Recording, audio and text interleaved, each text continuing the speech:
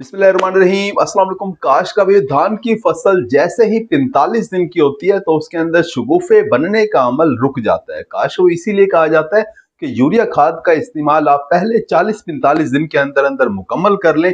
इसके बाद अगर आप यूरिया खाद इस्तेमाल भी करते हैं तो आपके खेत के अंदर शगुफे नहीं बनते।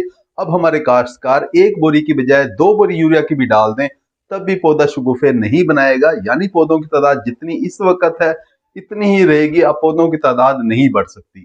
काश में 45 दिन का जब आपका पौधा हो जाता है तो उसके अंदर सिट्टा बनने का अमल शुरू हो जाता है। ये सिट्टा आपको नजर नहीं आ रहा होता लेकिन सिट्टा पौधे के अंदर बन रहा होता है।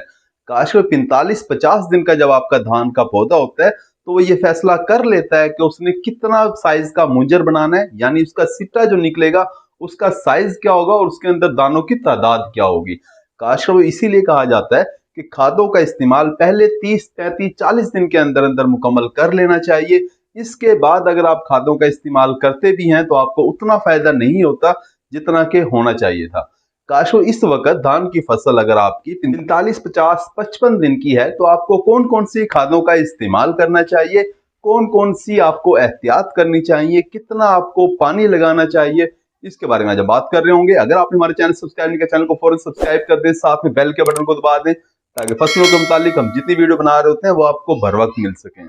काशोई धान का पौधा जब 45 दिन का होता है तो सिट्टा उसके अंदर बनना शुरू हो जाता है। साथ में पौधा जो है वो कद बढ़ा रहा होता है और बड़ी तेजी के साथ बढ़ा रहा होता है, यानी उसके नोड्स का जो दरमियानी फासला है वो बड़ी तेजी के साथ बढ़ रहा होता है।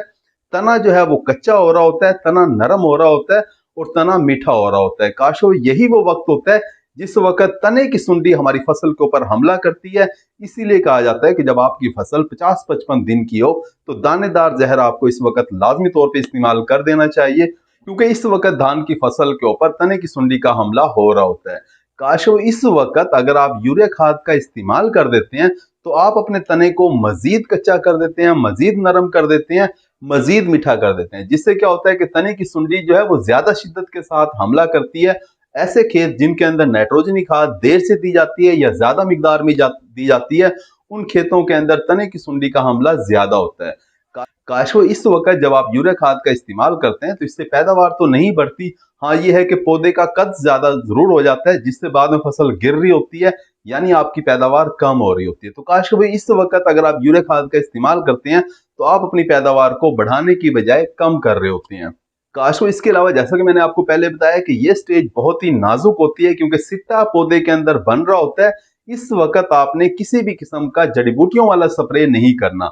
अगर आप अभी तक जड़ी बूटियों वाला स्प्रे नहीं कर सके और आपकी फसल 45-50 दिन की हो गई है तो अब आप जड़ी बूटियों वाला स्प्रे ना करें, क्योंकि अब आप स्प्रे करके अगर जड़ी बूटियों को कंट्रोल कर भी लोगे तब भी आपको कोई खास पैदावार में फायदा नहीं होगा। हाँ ये है कि नुकसान लाजमी तौर पे होगा क्योंकि जो सिट्टा अंदर बन रहा है वो स्ट्रेस में आ रहा होगा और आपकी पैदावार बढ़ने की बजाय कम हो रही होगी। काश में 45 दिन से लेके 65 दिन की आपकी फसल जो है, ये जो 20 दिन है इसके अंदर आप वतर का पानी लगा सकते हैं, पानी आपको खड़ा करने की जरूरत नहीं है। तो काश में इस मुकम्मल वीडियो की समरी ये है कि आपने इस वक्त जब आपकी फसल 45 से 65 दिन के दरमियान में है, इस वक्त आपने यूरिया खाद के थैले नहीं डालने, आपने दानेदार जहर लाजमी तौर पे इस्तेमाल करना है, जड़ी बूटियों वाला आपने स्प्रे नहीं करना और पानी आपने वतर का लगाना है, सोका नहीं लगने देना। काश में उम्मीद है कि वीडियो आपको समझ आ गई होगी। अपना ख्याल रखिएगा। अल्लाह हाफिज।